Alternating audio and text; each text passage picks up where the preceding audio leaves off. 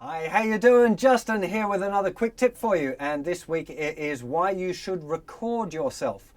Now, it's pretty easy these days to get some sort of recording equipment. I'm not suggesting that you have to go out and buy a full recording studio, but anyone with a Mac has probably got GarageBand installed, and that's perfect for recording yourself. If you haven't got access to that, even using like a little dictaphone or whatever, anything that you can in order to record your guitar and listen back to it, particularly being able to record it against some sort of time, whether it's a metronome or a drum groove or whatever.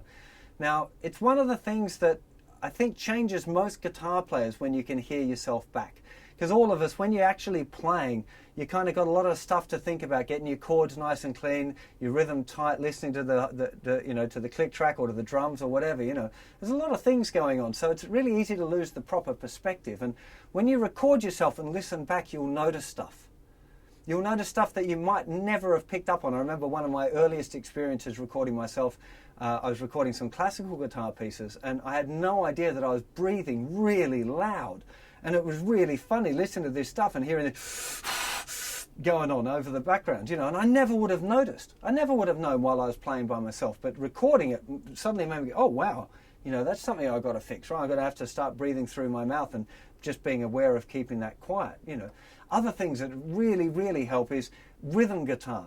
Listening to yourself playing rhythm guitar, particularly if you can do it against a groove. Now, those of you with GarageBand will know that, if you've used it before, will know that it's really easy to just kind of drag and drop drum loops into the kind of arrange window, set it up on a continuous loop, and then play some rhythm guitar along with it. Now, just doing that a few times, like playing rhythm guitar for 2 or 3 minutes and listening back to yourself and hearing how well you lock in with the groove is an incredible teaching tool. And it's the one that you can teach yourself, because you'll notice stuff. You'll hear when you're slightly drifting and your time's not so good. You might hear good things about yourself. So if it's, if what you hear is not so great, then, it gives you a chance to fix it. Because if you don't know that it's wrong, you ain't never going to fix it, right? So it's kind of a big deal. But if you hear that it's right, it's good because it kind of gives you a bit of confidence as well. So like, yeah, I'm kind of doing this. That my rhythm's pretty solid. So it's such a great thing for lead guitar. A lot of guys get really worried about the fact that they're not playing enough. I'm always preaching about how important it is to leave space in your solos and not try and overplay stuff. But a lot of people don't really believe it until you do it. So if you try and do one and leave loads of space and then listen back to it, you'll probably listen back and go, you know what, that sounds all right. That's not too much space. Feels like ages when you're doing it, but when you're listening back, it's all right.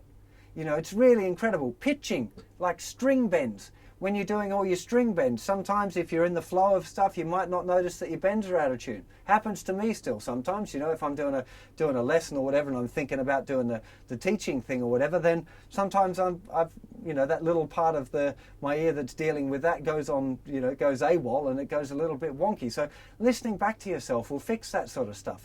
Yeah, I've really got to concentrate on getting those string bends in time. String noise.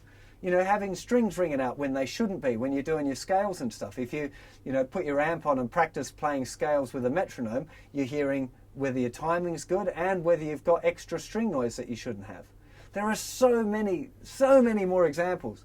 It really is a big deal recording yourself. So no matter what it is that you've got access to, whether it's a little dictaphone, put a metronome on there, nearer to the dictaphone, then play along with that stuff and listen back.